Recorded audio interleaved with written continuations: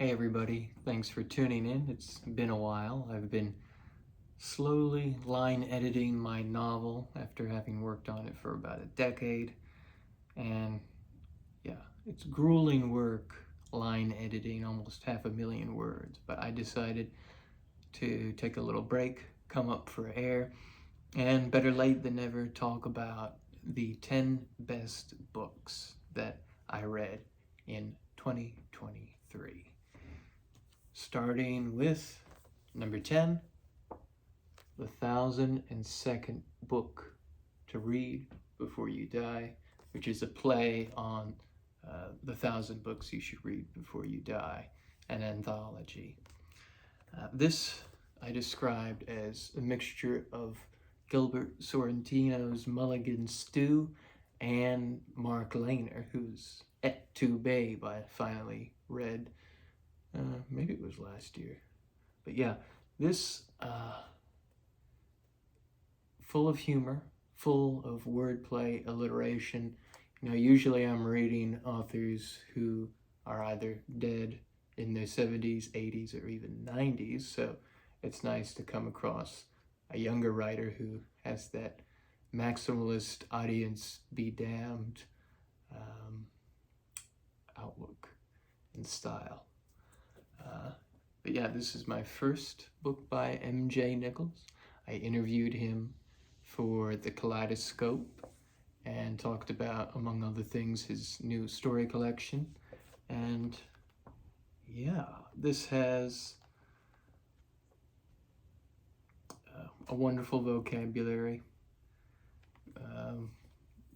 almost some cartoonish hijinks, purposefully so.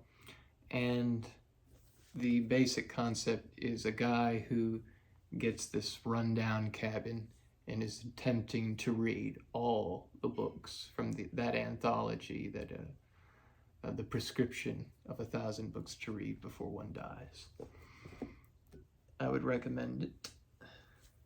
And number 9, Sweet Adversity by Donald Newlove. I did not read this copy. This is a little collector's copy that I traded with my friend Daniel Cockrell. This was reprinted by Tough Poets Press, and I read my Tough Poets copy. And it's about alcoholic Siamese twins who like to play jazz. And you would imagine a novel like that would be madcap and humorous. And it does have those qualities, but I was not prepared for how somber and sincere and melancholy that this book really is, more so even than humorous. And I think that approach saved it in a sense, made it more than a piece of entertainment. And so I would say this is a piece of serious literature with a capital L. However, I did have some problems with the structure and the lack of balance between the humor and the tragedy. So it came across to me as a statue still in its marble, halfway coming out, like a Michelangelo's Prisoner. And I talked about this book on my Kaleidoscope podcast, but specifically the segment Invisible Book Buddies, with my friend Henry Gelinas, who is, among many other things, a talented comedian. So I'll have a link with that so you can check it out. And number 8, we have Snowman by Jeanette Frame. She was a New Zealand author, and the subtitle here is Fables and Fantasies, and it does live up to that. Many of these are short burst sketches of a surreal, almost Borgesian flavor. But Snowman, the titular story is a novella, and probably one of the best novellas I've read.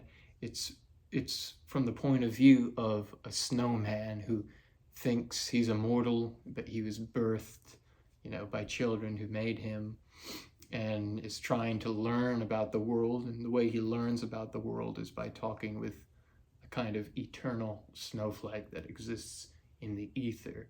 So it's very existential.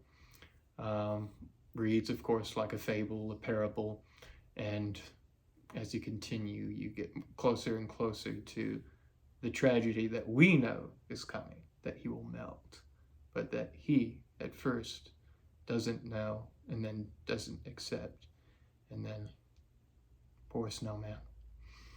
I would recommend this. This is actually part of a 2-volume box set that I have. I was not impressed with the second volume. It was more slice of life, not quite my cup of tea. And so this was my favorite of the 2. And next we have Movie Land by Gomez de la Serna. This is a Tough Poet Press reprint as well. And I was not prepared for how achingly imaginative and surreal this one turned out to be. I talked about it in the first installment of my Invisible Book Buddy segment for the Kaleidoscope podcast. And my book buddy for that segment was Matthew Taylor Blay, a Canadian filmmaker. And we talk about this in depth. But let's just say if Borges and Calvino got together to write a book about early Hollywood, it would be something like this. It's composed of more of crisscrossing, overlapping thematic vignettes rather than a strict plot from start to finish. Some of the vignettes were too small, too underbaked for me, and I would have rather seen them fleshed out into full chapters. And then there's, of course, some dated depictions of minorities in this. So that took off some points as far as the reading experience. But as far as the prose, it is just wonderful. What can I say? Definitely worth the read, especially if you like Hollywood. But keep in mind, this is not your realistic Hollywood. This is a Hollywood within Hollywood, as it were, and is completely imagistic and creative and fantastical. So, next up is, and I'm doing this in reverse order, so we have Sheer Fiction by Paul West. This is the last volume of 4 volumes. The first volume I read a different year before I got all of them and then read them through. The first volume is composed, well, all of them have to one degree or another reviews and essays. This last one, though, is more of a collection of essays than reviews. And you even get, I believe there's a meditation on Carl Sagan. After his death, he was friends with Carl Sagan. It's called A Missing Star. And there are a lot of essays. He gets, with each volume in this, he gets crankier and crankier as far as being against a certain type of flavorless minimalism in literature, what he calls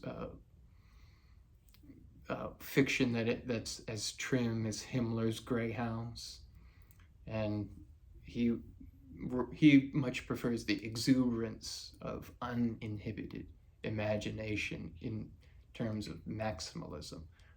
But of course, he's a little more discerning than just the black and white, the binary of that.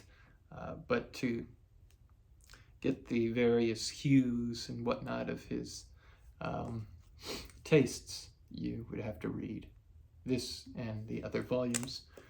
And actually, I have the other volumes, as I mentioned.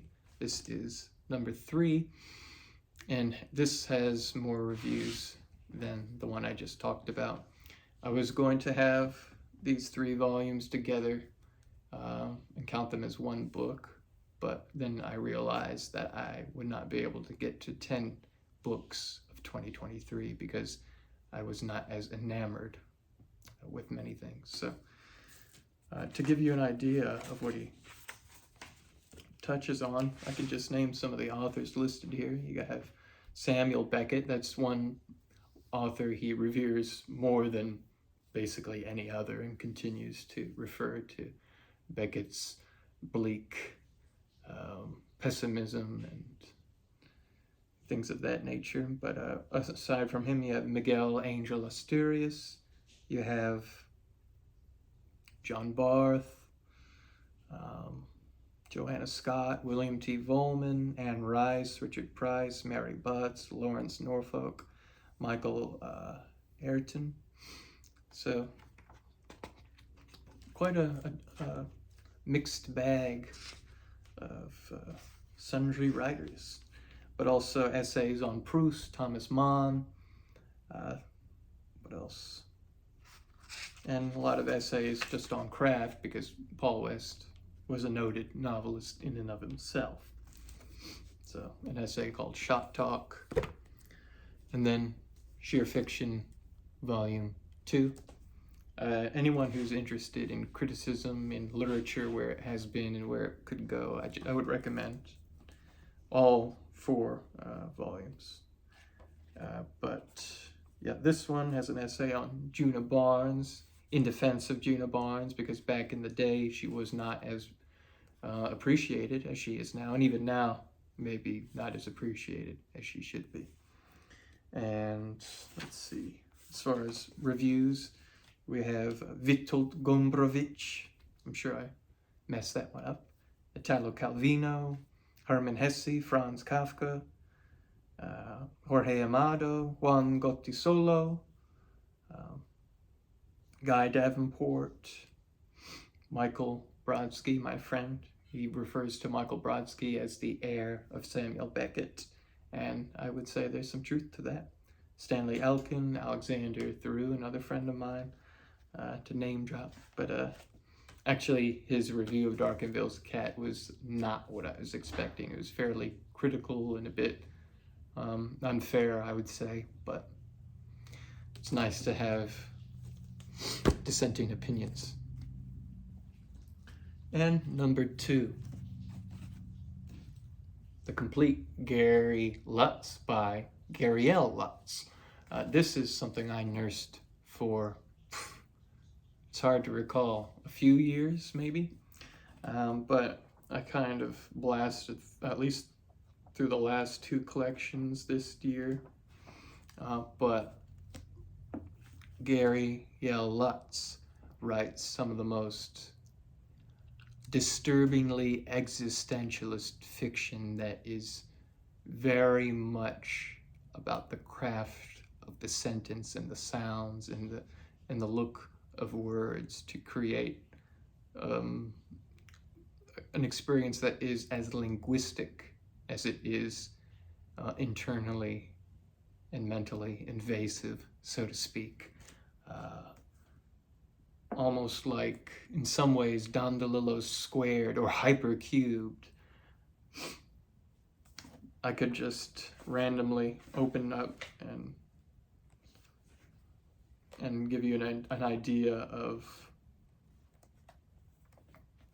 the existentialism that you would get here. So here's the beginning of a story titled "People Shouldn't Have to Be the Ones to Tell You." He had a couple of grown daughters, disappointers, with regretted curiosities and the heavy venture of having once looked alive.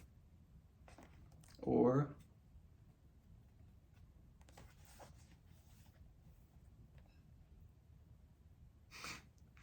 a story called Onesome, to get even with myself on behalf of my wife, to see just how far I had been putting her out, I began to ingurgitate my own seed. So, yeah, all the stories are pretty much in the same tone. Some are a little funnier, some are a little more horrific than others, but pretty much the same tone. Most of them are in first person. They kind of bleed together, which I could see someone using as a criticism, but to me, this was like manna from heaven, picking this up every time from beside my bed and getting that injection straight into the vein of this existential prose. And yeah, some of the stories are also quite surreal, almost like nightmares made flesh. I would absolutely recommend this collection. A lot of bang for your buck, because it's, as it says, the complete Gary Lutz, except for her most recent collection.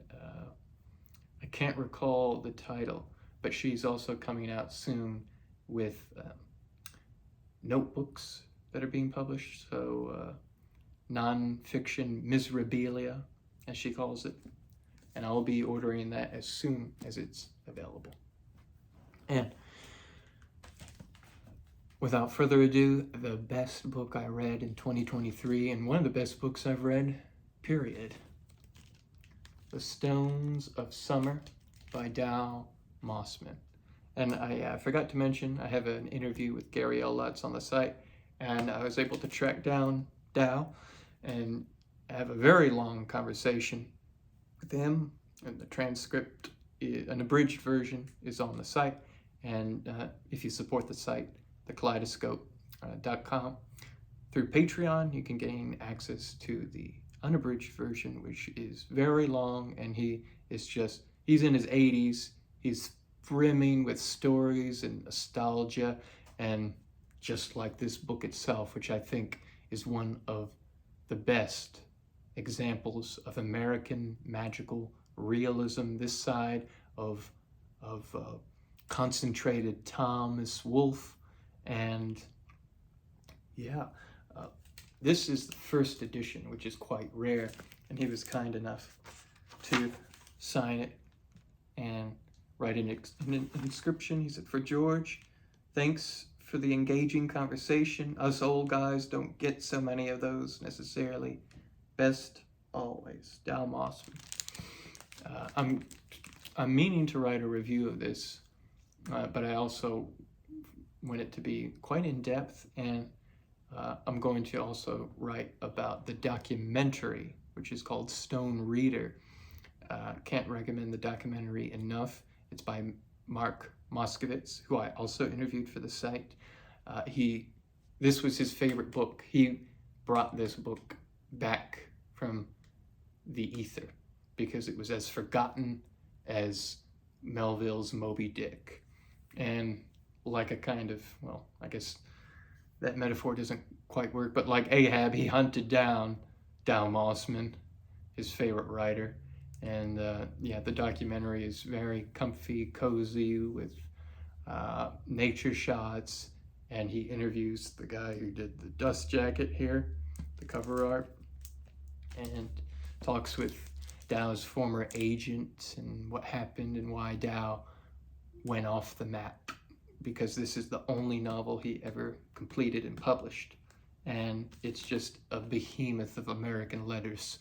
I cannot recommend it enough. And I'll read the beginning just to give you a flavor of how rich, utterly rich and imagistic it is. When August came, thick as a dream of falling timbers, Dawes Williams and his mother would pick Simpson up at his office, and then they would all drive west, all evening, the sun before them dying like the insides of a stone melon, split and watery, having with blood. August was always an endless day, he felt, white as wood, slow as light. Dawes shifted about in his seat, uncomfortable, watching the land slide past.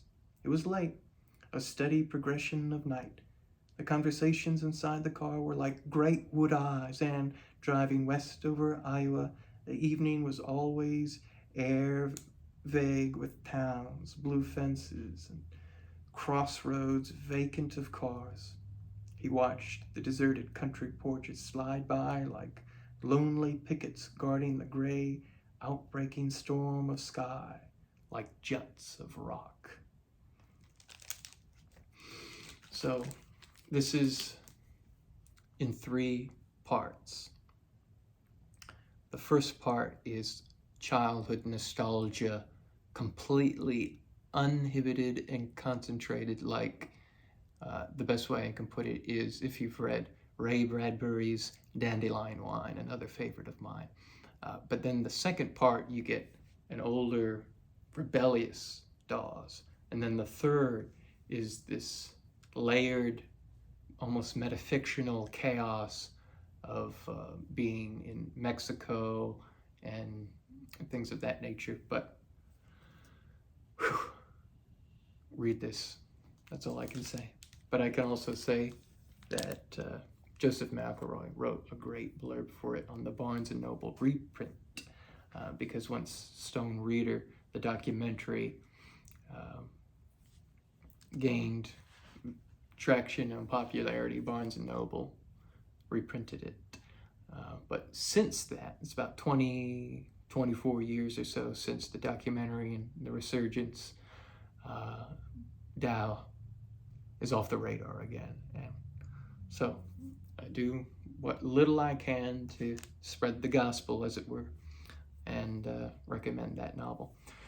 But yeah, just to wrap things up, I asked my Instagram friends about their best books that they read in 2023, and I have them to read here. Apologies if I mess anyone's name up. David.Rigdon says the best book he read was Mountain Head by Nu Juche, if I'm pronouncing that correctly.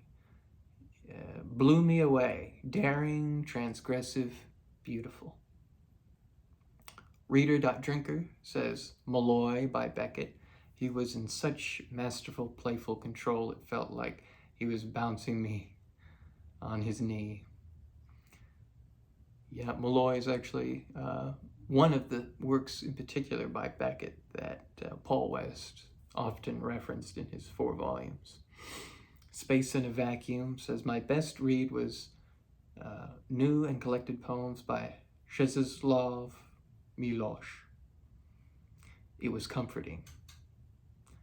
Always like a good poetry collection.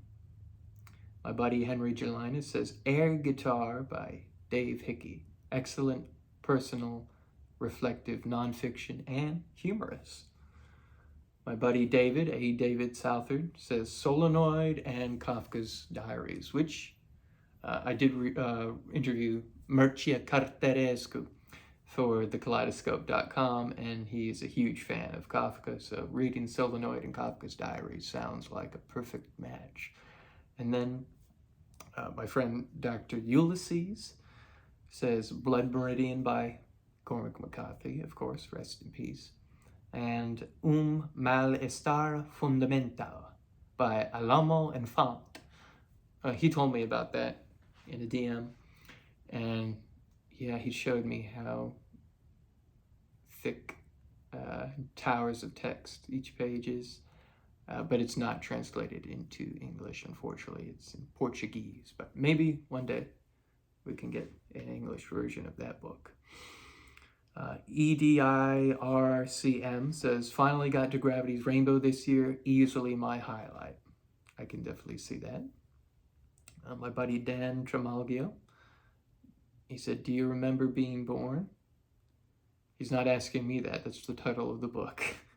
It's a beautiful love letter to the life of the poet. And let's see.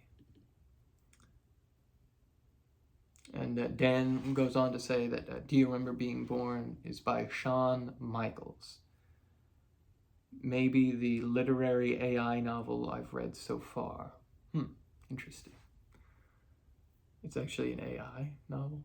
I don't know about wanting to read that. Sweet.4o'clock says, The Master of Go, a spare, culturally complex portrait of gamemanship and the slow death of an old world. Interesting. Someone else, Jedu Mirage, says Solenoid by Carterescu. And J_Brooks106 says, Marlon James's The Book of Night Women. It's an intriguing title. Brody.Nitch, The Luminous Novel. And last but not least, The Full Shelf says The Savage Detectives by Roberto Bolaño. 10 out of 10. Okay, thank you guys and gals for sharing your best books of 2023. And I hope you've already read plenty of wonderful books in 2024 and continue to do so. If I don't see you until the end of the year, have a great year of reading, living, live, laugh, love, as they say. Take care.